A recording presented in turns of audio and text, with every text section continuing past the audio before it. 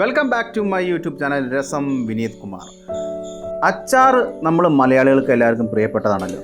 KR അച്ചാർ എന്ന കുടിൽ വ്യവസായം ആറ്റൂർ അമ്പലനട കാർത്തേനി ക്ഷേത്രത്തിന് സമീപമാണ് ഈ KR അച്ചാർ കുടിൽ വ്യവസായം സ്ഥിതി ചെയ്യുന്നത്.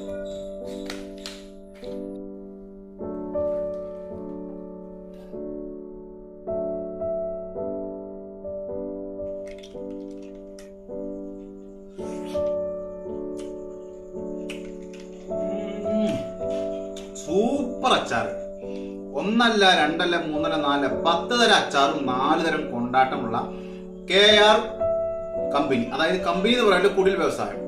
അപ്പൊ ആ കുടിൽ വ്യവസായം എങ്ങനെയാണ് നടത്തുന്നത്, ഈ അച്ചാർ കമ്പനി എങ്ങനെ നടത്തുന്നത് നമുക്ക് പരിചയപ്പെടാം. അതിനു മുന്നേ ആദ്യമായിട്ടാണ് നിങ്ങളുടെ യൂട്യൂബ് ചാനൽ കാണുന്നതെങ്കിൽ ദയവ് ചെയ്ത് ചാനൽ സബ്സ്ക്രൈബ് ചെയ്യുക, തൊട്ടടുത്തുള്ള ബെൽ ബട്ടൺ ഒന്ന് ക്ലിക്ക് ചെയ്യാം. അപ്പൊ നമുക്ക് വീഡിയോയിലേക്ക് പോകാം. ഈ അച്ചാർ ഉണ്ടാക്കുക എന്ന് പറഞ്ഞു കഴിഞ്ഞാൽ വളരെ നിസ്സാരമുള്ള ഒരു കാര്യമല്ല. കാരണം അതിൻ്റെ ടേസ്റ്റ്, ആളുകൾ ഇത് വാങ്ങിക്കൊണ്ടുവരണമെങ്കിൽ ആ ടേസ്റ്റ് എന്നും നിലനിർത്തണം. ചെറിയ രീതിയിൽ പോലും കൂട്ടുകളിലൊരു കുറവ് വരാൻ പാടില്ല. അപ്പോഴാണ് ആ ടേസ്റ്റ് എന്നും നിലനിൽക്കുകയുള്ളൂ. ഇതിപ്പോൾ മാങ്ങ അരിയാണല്ലേ? ഇത് മാങ്ങാച്ചാറിനുള്ള മാങ്ങ അരിയാണ്. ഉലുവ മാങ്ങ അല്ലേ? അല്ലെങ്കിൽ അവക്ക മാങ്ങ ഉണ്ടാക്കും. ഇത് എവിടെ നിന്നാണ് എടുക്കുന്നത്? ഇപ്പൊ മാങ്ങ കഴിഞ്ഞാലത്തെ മാങ്ങ കൊല്ലം ഇല്ല, കഴിഞ്ഞു. അത് കാരണം കടയിൽ നിന്ന് തൃശ്ശൂരിൽ നിന്ന് വരുന്ന മാങ്ങ എടുക്കുകയാണല്ലേ? ഉലുവ മാങ്ങ അല്ലേ? ഉലുവ മാങ്ങ ഉണ്ടാക്കാൻ.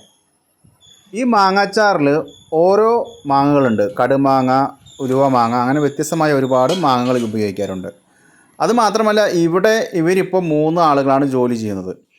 കൊറോണയ്ക്ക് മുന്നേ ഇവിടെ 13 പണിക്കാരുണ്ടായിരുന്നു. ഇപ്പോൾ അതൊന്നുമില്ല. കൊറോണയ്ക്ക് ശേഷം 3 പണിക്കാരാണ് ഉള്ളത്. എൻ്റെ പേര് രാധാകൃഷ്ണൻ. KR അച്ചാർ എന്ന് പറഞ്ഞിട്ടാണ് കുടിൽ വ്യവസായം നടത്തുന്നത്. ഇതിപ്പോൾ എത്ര വർഷമായി തുടങ്ങിയിട്ട്? ഇതിപ്പോൾ കമ്പനി തുടങ്ങിയിട്ട് 16 വർഷമായി. ഞാൻ അതിന് മുമ്പ് മരക്കച്ചവടം ഉണ്ടായിരുന്നു. അപ്പൊ ഒന്നും വലിയ കുഴപ്പമുണ്ടായില്ല. ഇവിടെ ഇപ്പൊ ഇത് ആദ്യം സ്റ്റാർട്ടിങ്ങിലൊന്നും കംപ്ലൈന്റ് ഉണ്ടായില്ല. ഇപ്പൊ എന്താന്ന് വെച്ചാൽ കൊറോണ വന്നതിന് ശേഷം നമ്മുടെ സാമ്പത്തികം തകർന്നു പോയി. അപ്പൊ കച്ചവടമൊക്കെ പോയി, കച്ചവടം കടകളിലേക്ക് പോയി. ഇവിടെ ആരെങ്കിലൊക്കെ വലിയ മേടിക്കാൻ വന്നിട്ട് ഇപ്പൊ അങ്ങനെ അന്നൊക്കെ 5-8 ആള് പണിക്കാരുണ്ടായിരുന്നു. ഇപ്പൊ ആകെ 2 ആളും ഉണ്ട്, ഞാനും ഉണ്ട്. മൊത്തം 3 പേര് ഇപ്പോൾ ഉള്ളൂ. ആകെ ഉള്ളൂ. ഇതാണ് ഉലുവ മാങ്ങ അച്ചാർ. ഇനി ഏതാ അച്ചാറുള്ളത്?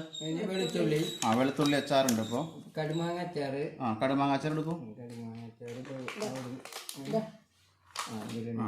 ഇത് കടുമാങ്ങ അച്ചാറാണ് ഉള്ളത്. കടുമാങ്ങ അച്ചാറാണ്. ഇനി ഏതൊക്കെ ഉള്ളത്? കയ്പയ്ക്ക അച്ചാറുണ്ട്. ഗൈസ്, നമ്മൾ അച്ചാറുകളെ പരിചയപ്പെടാം.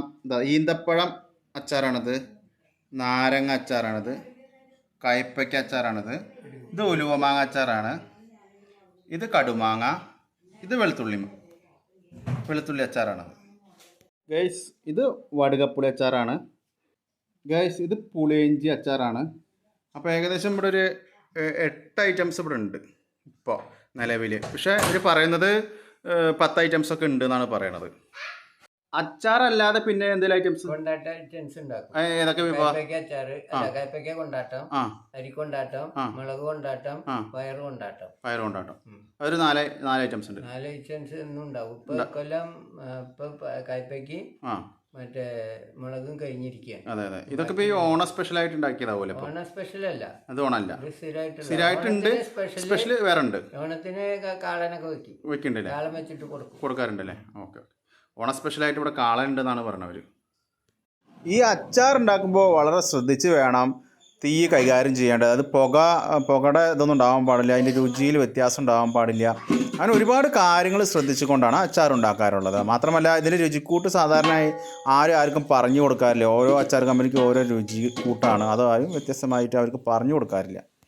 ഞാൻ ഈ KR അച്ചാർ കുടിൽ വ്യവസായത്തിൽ ശ്രദ്ധിച്ചത് അവിടുത്തെ വൃത്തി തന്നെയാണ്. അവർ ആ പരിസരം എത്ര വൃത്തിയായിട്ടാണ് സൂക്ഷിച്ചിരിക്കുന്നത്.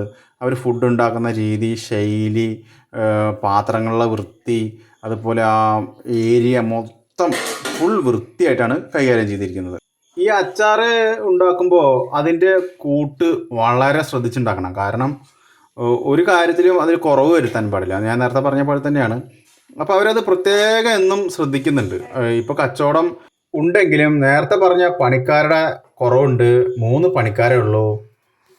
എന്നിരുന്നാലും ഉണ്ടാക്കുന്ന അച്ചാർ വളരെ ക്വാളിറ്റി ഉള്ളതാണ്. അത് കഴിച്ച് നോക്കി ടേസ്റ്റ് നോക്കിയാണ് സാധാരണ ആളുകൾ അവിടെ നിന്ന് വാങ്ങിച്ച് കൊണ്ടുപോകാറ്. ഇപ്പോൾ അവിടെ ഈ പറയുന്ന അച്ചാറുകളൊക്കെ അവർ ടേസ്റ്റ് നോക്കാൻ കൊടുക്കും. ടേസ്റ്റ് നോക്കിയതിന് ശേഷമാണ് ആളുകൾ വാങ്ങിക്കാറുള്ളൂ. അപ്പോൾ അത് തന്നെയാണ് ഈ അച്ചാറിൻ്റെ ഏറ്റവും വലിയ ക്വാളിറ്റി. പിന്നെ ഞാൻ പറഞ്ഞ പോലെ നിങ്ങൾക്ക് ഇതിലേക്ക് വിളിക്കാം, നമ്പർ കൊടുക്കുന്നുണ്ട്. ഈ നമ്പറിലേക്ക് വിളിച്ച് നിങ്ങൾക്ക് ഇവരായിട്ട് സംസാരിച്ച് ഏതൊക്കെ അച്ചാറാണ് വേണ്ടിച്ചെങ്കിൽ അത് നിങ്ങൾക്ക് ഇവിടുന്ന് വാങ്ങിക്കാവുന്നതാണ്.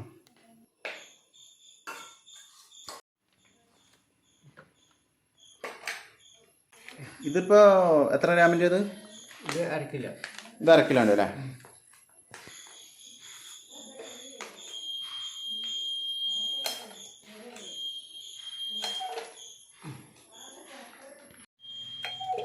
അത് തൂക്കി കാണിക്കാം. 502 ഉണ്ട്. ഉണ്ടോ ഗൈസ്? 502 ഉണ്ട് കേട്ടോ. 501 ഉണ്ട്. അരക്കിലോൻ്റെ മുകളിലുണ്ട്. രാധാകൃഷ്ണന് ഏകദേശം 67-68 വയസ്സുണ്ട്. പ്രായം അദ്ദേഹത്തെ തളർത്തുന്നുണ്ടെങ്കിലും അദ്ദേഹത്തിൻ്റെ ബിസിനസ് വിജയിപ്പിക്കണമെന്ന ലക്ഷ്യത്തോട് കൂടിയിട്ടുള്ള ഒരു മുന്നോട്ടുള്ള യാത്രയാണ് അദ്ദേഹം നടത്തിക്കൊണ്ടിരിക്കുന്നത്. അദ്ദേഹത്തിൻ്റെ മനസ്സിൻ്റെ ധൈര്യം, അദ്ദേഹത്തിൻ്റെ ചുറുചുറുക്കും ഇപ്പോഴും പോയിട്ടില്ല. ഇപ്പോഴും അദ്ദേഹം പറയുന്നത് ആ കൊറോണ കാലഘട്ടം അദ്ദേഹത്തെ വല്ലാതെ തളർത്തിയെന്നാണ്. ആ കൊറോണ കാലഘട്ടം ഇല്ലായിരുന്നെങ്കിൽ അദ്ദേഹം പറഞ്ഞ പോലെ അദ്ദേഹത്തിന് ഒരുപാട് കടങ്ങൾ വരില്ലായിരുന്നു.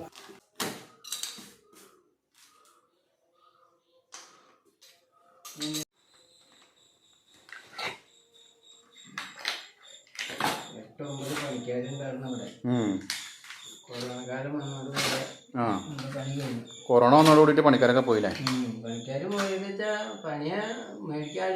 മേടിക്കാറില്ല. കൊറോണയുടെ ഒരു ഇതില്ലേ? ഇപ്പൊ എങ്ങനെ കച്ചവടമൊക്കെ ശരിയായി വരില്ല? വീട്ടിലെ ആവശ്യക്കാരും ദുബായിക്ക് കൊണ്ടുപോകാനും പുറത്തേക്ക് കൊണ്ടുപോകാനൊക്കെ ഇവിടെ വന്ന് വാങ്ങിക്കണ്ടേ ഒറിജിനലാണെന്ന് പറഞ്ഞിട്ട് മേടിക്കാൻ വരും. മറ്റിപ്പോ വലിയ വലിയ ചെറിയ കമ്പനി ഇല്ലാത്തല്ല. അതെ അതെ.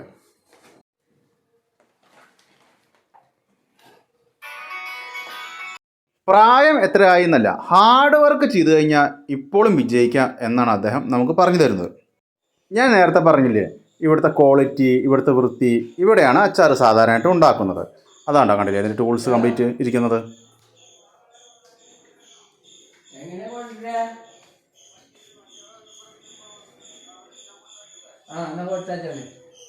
ഈ അച്ചാർ കച്ചവടത്തിലേക്ക് വരേണ്ട സാഹചര്യം എന്തായിരുന്നു? മരക്കച്ചവടം ചെയ്തായിരുന്നു. പിന്നെ ഇപ്പോൾ ഒപ്പം പണിയാൻ പറ്റാതെ അവരിപ്പോൾ ഒപ്പം പണിയാൻ പറ്റില്ല. അതിനുള്ള സാഹചര്യം വയസ്സാകും തോറും വയ്യാതെയായി. അപ്പോൾ പിന്നെ എല്ലാം കൂലി എടുത്ത് ജീവിച്ചിട്ട് ഇല്ല. അപ്പോൾ ഞാൻ മരക്കച്ചവടം വേണ്ടെന്ന് വെച്ചതാണ്. അങ്ങനെ അച്ചാർ കച്ചവടം ആദ്യമൊക്കെ എങ്ങനെയായിരുന്നു? അച്ചാർ അപ്പോൾ ഏതൊക്കെ തരം അച്ചാറുകളാണ് നമ്മൾ അതായത് തുടക്കത്തിലുണ്ടായത്? ആദ്യം കുറേശ്ശെ ഇങ്ങനെ മാങ്ങ, പിന്നെ കുറേശ്ശെ വെളുത്തുള്ളി ആയിട്ട് അങ്ങനെ തുടങ്ങി. പിന്നെ ഓരോരുത്തർ അച്ചാറുണ്ട്, അടുപ്പിടിയുണ്ട്, കരുമാങ്ങയുണ്ട്, പൊട്ടാറ്റുണ്ട്. ഗൈസ്, ഒരു ടീം അച്ചാർ വാങ്ങാൻ ലൈവായിട്ട് വന്നിട്ടുണ്ട്.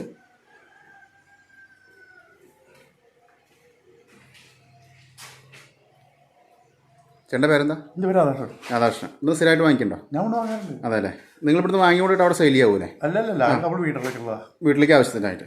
അധികം ഇടയ്ക്ക് സപ്ലൈ ചെയ്യുന്നില്ല. ഇല്ല, സപ്ലൈ ചെയ്യണില്ല. അധികം ഇവിടുത്തെ ചുറ്റുവട്ടത്തുള്ള ആളുകൾ ഡയറക്റ്റാണ് ഇങ്ങോട്ട് വരുന്നത് കാണുന്നത് ഗൈസ്.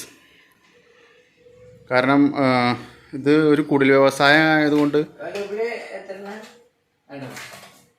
ആളുകൾക്ക് കുറച്ചും കൂടി കൂടുതൽ അറിഞ്ഞു വരാൻ പറ്റുന്നുണ്ട്.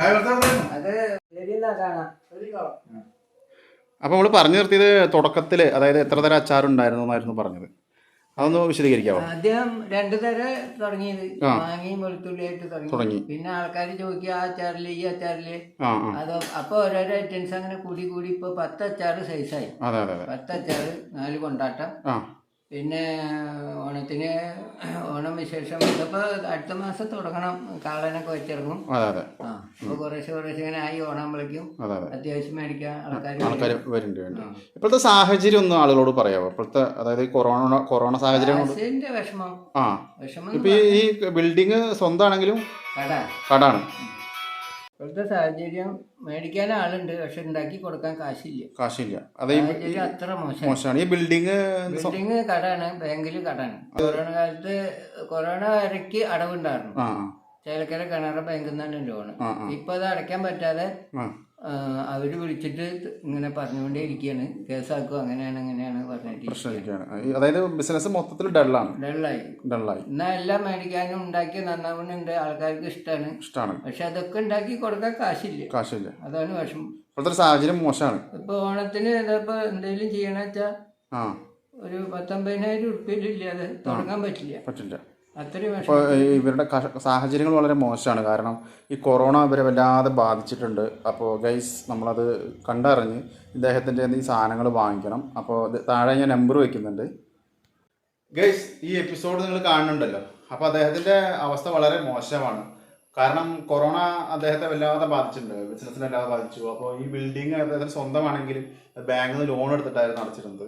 ഇന്നത്തെ ഈ സാഹചര്യത്തിൽ കച്ചവടം ചെയ്യാനൊരു സാഹചര്യമില്ല. കാരണം ആളുകൾക്ക് വാങ്ങാൻ ഇഷ്ടംപോലെ ആളുകളുണ്ട്, പക്ഷെ അതിൽ ഇറക്കാനുള്ള കാശുകൾ കടത്തിലാണ്. കാരണം ഇതിൻ്റെ ബിൽഡിങ്ങിൻ്റെ അടവ് തെറ്റി കിടക്കുകയാണ്. അപ്പോൾ നിങ്ങൾ ഓരോരുത്തരും ഈ എപ്പിസോഡ് കാണുന്നുണ്ടാവും. അപ്പോൾ അവിടെ ഇദ്ദേഹം സഹായിക്കേണ്ട വിധം പറഞ്ഞാൽ ഇദ്ദേഹം ഉണ്ടാക്കുന്ന ഈ അച്ചാറുകൾ വാങ്ങിക്കുക. അതായത് ശരിക്കും കൂടുതൽ വ്യവസായം തന്നെയാണ്. നിങ്ങൾ കണ്ടുവല്ലോ, ഒരു കുടുംബത്തിലെ ആളുകൾ കുടുംബം പോലെ നടത്തുന്ന ഒരു ബിസിനസ്സാണ് ഇത് അച്ചാർ. അതിൽ ഒരുവിധം അച്ചാറുകളൊക്കെ നിങ്ങൾ കണ്ടു. അപ്പോൾ ഞാൻ താഴെ നമ്പർ വയ്ക്കുന്നുണ്ട്. നിങ്ങൾ ആരെങ്കിലും ഒക്കെ ഇത് കാണുകയാണെങ്കിൽ ഇദ്ദേഹത്തിൻ്റെ അച്ചാർ വാങ്ങി അദ്ദേഹത്തെ സഹായിക്കുക. ഈ അച്ചാറേ 100% ആളുകൾക്ക് വിശ്വസിച്ച് വാങ്ങിച്ചു കൊണ്ടുണ്ട്. ഇതിന്റെ അതെന്താണ് ഇത്രയും കോൺഫിഡന്റ് ആയിട്ട് നിങ്ങൾ പറയാൻ കാരണം? ഇതിലൊരു സാധനം സാധാരണത്തെ മുളക് അല്ലെങ്കിൽ അതിൻ്റെതായിട്ടുള്ള കൂട്ടിനുള്ള സാധനം അല്ലാതെ ഒരു മിശ്രിതം, ഒരു വിഷാംശങ്ങൾ ഒന്നുമില്ല, കെമിക്കലുകൾ ഒന്നുമില്ല. ആരുടെ മുമ്പിലും എവന്റെ മുമ്പിലും ആർക്ക് വേണമെങ്കിൽ എപ്പോ വേണമെങ്കിൽ പരിശോധിക്കാം. അത് തന്നെയാണ് അതിന്റെ ക്വാളിറ്റി. 100% ഡെഡിക്കേഷൻ. അത് തന്നെയാണ് അദ്ദേഹത്തിന്റെ കോൺഫിഡൻസും. ഞാൻ വേണമെങ്കിൽ എത്തിച്ചേരാം. അല്ല കുഴപ്പമില്ല, ഞാൻ വരാനുണ്ട്.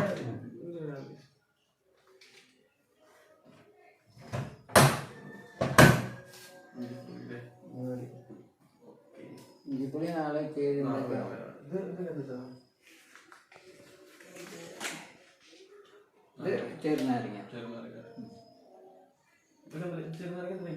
ഇത് 120, 130.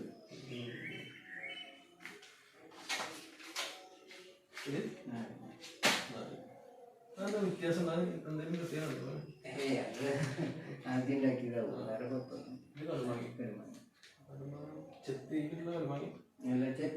ചെത്തല്ല.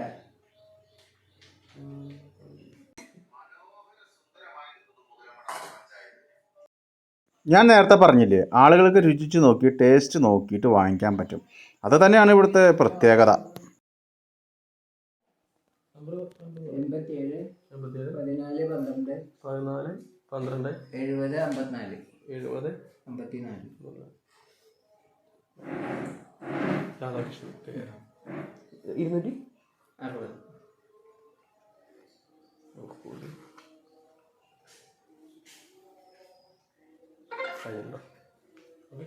ശരി.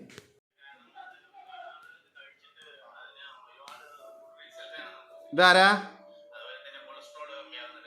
അച്ചാച്ചനാണോ? ചേട്ടാ എന്ത് പാപ്പയുണ്ട്? ലൈസ പാപ്പ വേണോ? അനുസരിച്ച് മേടിച്ചു തരാം കേട്ടാ. ഞാൻ കഴിഞ്ഞൊരു എപ്പിസോഡിൽ നെല്ലിക്ക കാന്താരി എന്ന കുടിൽ വ്യവസായത്തെ പരിചയപ്പെടുത്തിയിരുന്നു. അതുപോലെ തന്നെയാണ് ഇതും ഒരു കുടിൽ വ്യവസായമാണ്. ഈ അച്ചാർ KR എന്ന അച്ചാർ കമ്പനി.